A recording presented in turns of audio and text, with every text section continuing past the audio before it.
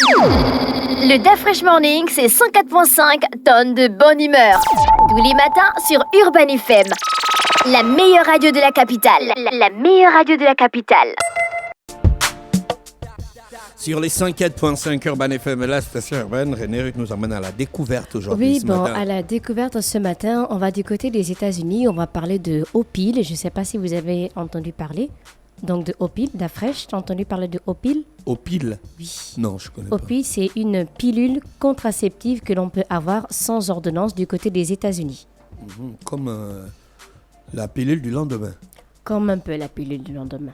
Donc, une avancée majeure dans le domaine de la santé féminine. Donc, les États-Unis ont lancé la toute première pilule contraceptive disponible sans ordonnance. Et ce produit est appelé Opil. Donc, c'est une réponse directe aux défis liés à l'accès à la contraception. Et surtout, ça marque un tournant dans l'autonomie des femmes en matière de santé reproductive. Après, vous allez demander sûrement c'est quoi une pilule contraceptive. C'est un médicament que les femmes prennent pour prévenir une grossesse. Donc, ça peut être utilisé dans plusieurs cas. Et que savons-nous donc de Opil? Opil, aussi appelé pilule progestative seule, qui agit donc en épaississant la glaire cervicale pour empêcher les spermatozoïdes de féconder un ovule. Donc, retenez bien le nom. Donc, c'est Opil. Pourquoi? Cette décision est-elle historique? Donc, on a d'abord faciliter l'accès à la contraception. Donc, cette mesure va simplifier le processus d'obtention d'une pilule contraceptive en supprimant l'obligation de consulter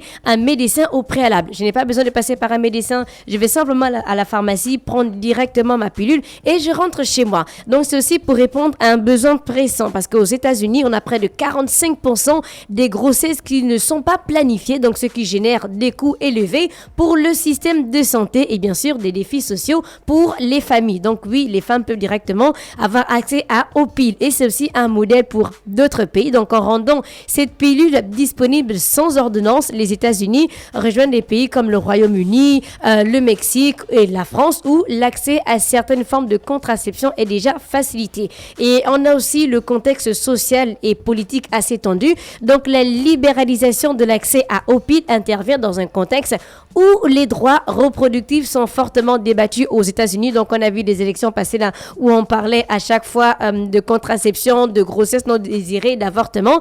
Et avec des restrictions croissantes sur l'avortement dans plusieurs États, cette mesure est vue par beaucoup comme une avancée pour l'autonomie des femmes. Cependant, certains groupes conservateurs et surtout religieux s'y opposent, estimant qu'une telle facilité pourrait encourager un comportement irresponsable. Pour beaucoup de religieux, ce n'est pas normal. Lorsqu'une femme a la possibilité de tomber enceinte, il ne va pas pourquoi elle va prendre en fait certaines pilules. Donc, ils sont contre aussi l'avortement. Après, on a des avantages pour les femmes. On a l'autonomie qui est renforcée. Donc, les femmes peuvent désormais prendre des décisions plus rapides et être informées concernant leur contraception. On a la réduction donc des inégalités. Donc, les femmes vivant dans des zones rurales ou encore n'ayant pas de couverture médicale auront enfin un accès simplifié à ce type de produit. On a la contraception continue, donc en éliminant la dépendance aux rendez-vous médicaux. Donc, cette pilule-là pourrait réduire les interruptions d'utilisation, souvent liées à des délais ou encore des contraintes financières. Alors après, on a aussi la limite ou bien les précautions. On a le risque de mauvais usage. Donc, sans accompagnement médical, on a certaines femmes qui pourraient mal comprendre les instructions ou encore ne pas être informées des contre-indications. On a la surveillance médicale nécessaire, donc pour des raisons de santé spécifiques, comme la tension artérielle élevée, comme les antécédents médicaux. Certaines femmes doivent être suivies de près ou encore l'éducation insuffisante. Donc, les campagnes de sensibilisation devront être renforcées pour s'assurer que les utilisatrices savent comment prendre la pilule correctement. Est-ce qu'on a un impact global quand on parle de cette pilule-là? Est-ce que vous pensez qu'il y a un impact global? Il y a un impact global? J'en sais rien. Est-ce que tu penses qu'il y a un impact global quand on parle de pilules contraceptives, par exemple aux États-Unis, après, quand on parle des États-Unis, ça touche forcément la France, après ça peut descendre. Tu sais que quand on parle des mesures en France... Mais ici, il n'y a pas la pilule du lendemain. C'est pas les mêmes dosages, en fait. C'est pas la même chose. Il y a des pilules où obligatoirement tu dois passer par un médecin, tu dois obligatoirement donner l'ordonnance, et puis il y a d'autres qui, tu vas simplement en pharmacie, qui sont libres en vente. Ici, tu peux aller prendre une pilule directement, mais il y a d'autres, il faut obligatoirement une ordonnance. Et après, là-bas, ils ont rendu ça maintenant libre. Tu n'as plus besoin d'ordonnance, peu importe la pilule.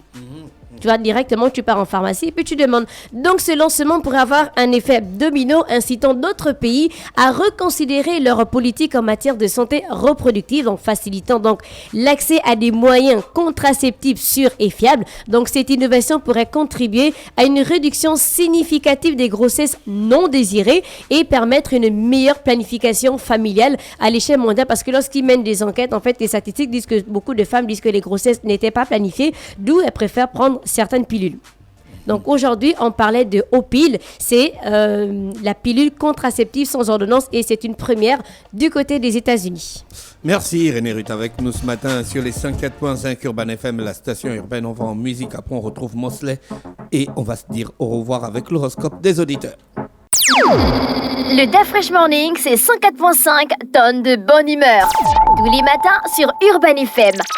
La meilleure radio de la capitale. La meilleure radio de la capitale.